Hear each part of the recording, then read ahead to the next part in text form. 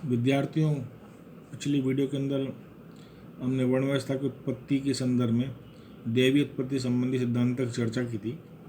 दूसरा जो सिद्धांत आता है वह है रंग संबंधी वर्ण व्यवस्था का उत्पत्ति संबंधी सिद्धांत।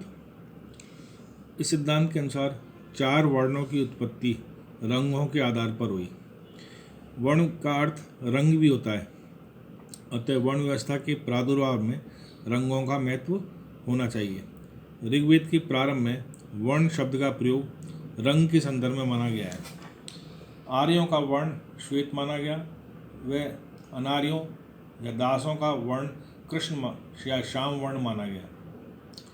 कालांतर में ये 2 वर्ण 4 वर्णों में परिवर्तित हो गए।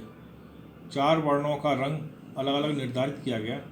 महाभारत में ब्राह्मण का रंग श्वेत, क्षत्रिय का रंग लोहित लोहे के समान लाल, वैश्य का रंग पीला एवं शूद्र का श्याम वर्ण माना गया। इस आधार पर 4 रंगों के आधार पर 4 वर्णों की उत्पत्ति हुई। प्रसिद्ध समाजशास्त्री घुरिये ने अपने ग्रंथ कास्ट, क्लास एंड ऑक्यूपेशन के अंदर रंग संबंधी सिद्धांत का विशद रूप से वर्णन किया है।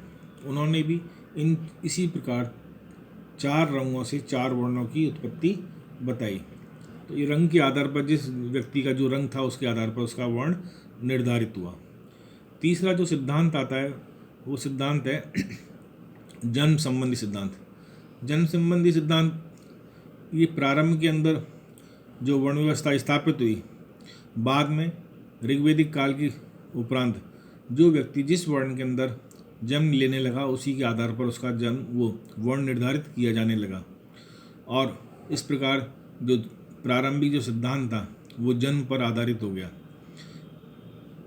तीसरा जो अगला जो सिद्धांत आता है वो है कर्म संबंधी सिद्धांत। कर्म संबंधी सिद्धांत के आधार पर ये बताता है कि 4 वर्णों की उत्पत्ति कर्म के आधार पर हुई। ऋग्वेद के प्रारंभिक काल में इस सिद्धांत के हमको दर्शन होते हैं।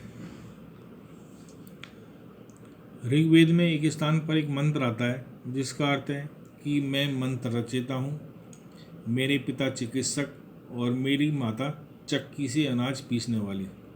अर्थात एक ही परिवार के व्यक्ति अपने कर्मों के आधार पर अलग अलग वर्णों के हो सकते थे।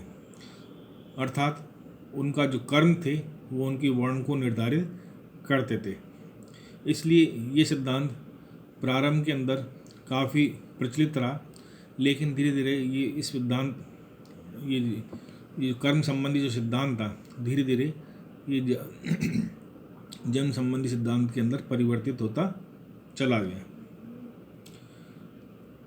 अगला सिद्धांत जो आता है उसमें वर्ण व्यवस्था के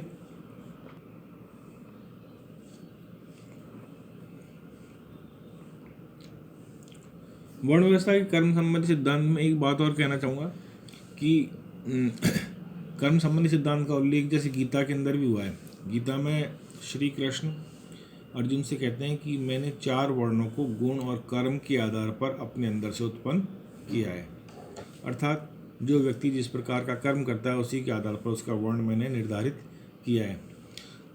महाभारत के अंदर इस कर्म संबंधी सिद्धांत का पूर्ण रूप से उल्लेख हमको देखने को मिलता है।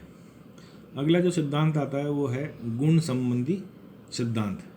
गुण संबंधी सिद्धांत की व्याख्या हम अगली वीडियो में करेंगे।